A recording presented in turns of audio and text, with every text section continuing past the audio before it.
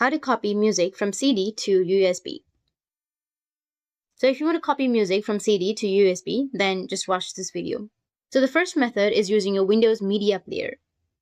Insert your CD into your computer and open up your Windows Media Player. And then click on RIP settings and go with Format and select MP3 for best compatibility. And once you're under RIP settings, you need to go with more options as well to set the RIP location to your USB drive or a convenient folder. Check the songs that you want to copy and click on RIP CD. If you did not RIP directly to the USB, open the folder where the files were saved, copy them and paste them onto your USB drive. Or the second method is using your iTunes on your Windows or Mac. So open up your iTunes or music app and insert your CD. Go to your preferences and import your settings and choose MP3 encoder and click on the import CD to RIP the tracks.